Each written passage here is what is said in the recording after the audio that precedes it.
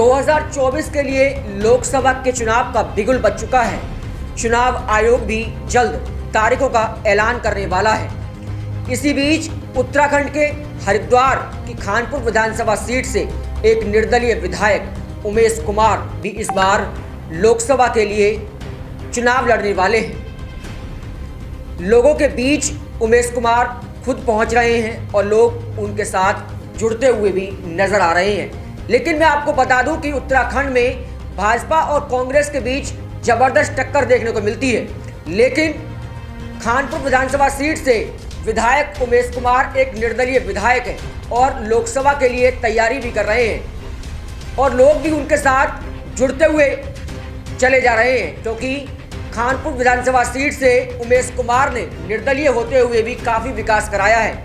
अब लोग उनके साथ हैं और लोग उनके साथ जुड़ भी रहे हैं। अब देखने वाली बात होगी कि वो लोकसभा चुनाव कैसे जीतते हैं। इसी बीच हमारे संवाददाता अमित कुमार मित्तल ने खानपुर विधानसभा सीट के विधायक उमेश कुमार से खास बातचीत की है। लोकसभा चुनाव के लिए उन्होंने क्या कुछ कहा है, आप खुद देखिए। खानपुर विधानसभा सीट से निर्दलीय विधायक उमेश कुमार इस बार 2024 लोकसभा चुनाव के लिए पूरी तैयारी के साथ मैदान में उतर गए हैं। लोग भी पुरजोर उनके समर्थन में लग चुके हैं। आपको बता दें कि उत्तराखंड के हरिद्वार लोकसभा सीट में अब तक दो ही पार्टियों का वर्चस्व कायम रहा है, एक कांग्रेस और दूसरी बीजेपी।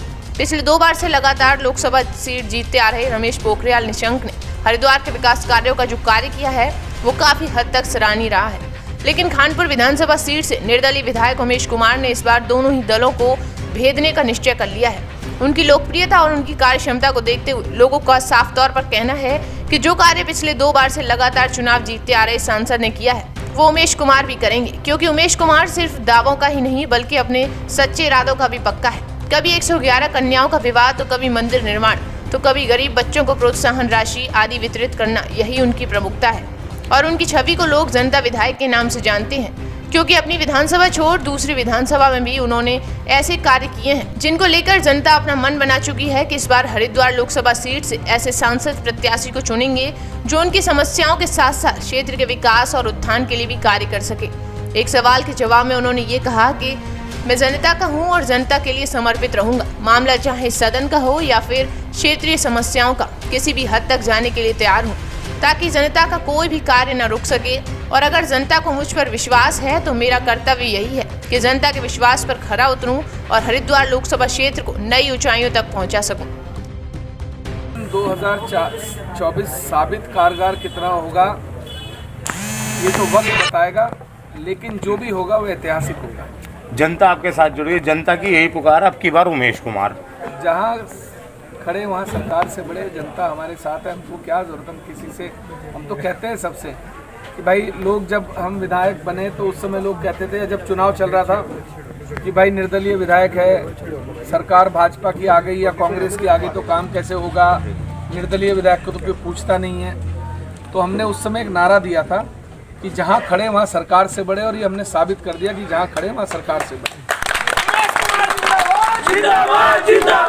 और निर्दलीय अगर हमें किसी ने टिकट नहीं भी दिया और हम निर्दलीय लड़े और सांसद बन गए तो तब भी यही नारा हमारा रहेगा, जहां खड़े सरकार से बड़े। विधायक जी, सदन में भी आप बहुत कड़ू वचन में बोलते हैं, तो ऐसे वचन क्या सदन या माननीय है जो सदन के अध्यक्ष हैं? मेरा ये कहना है कि सदन में आप अगर जनता का पक्ष नहीं रखेंगे, सरकार के साथ गलभैया करेंगे, उनकी गोद में बैठ जाएंगे, तो आप जनता के साथ न्याय नहीं करेंगे।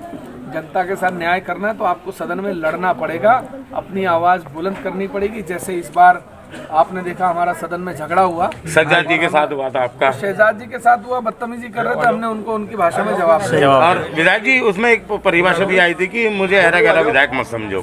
मैं तो सरकार से भी कहता हूँ कि गलतफहमी दिमाग में मत रखना, ऐरा गैरा मत समझना।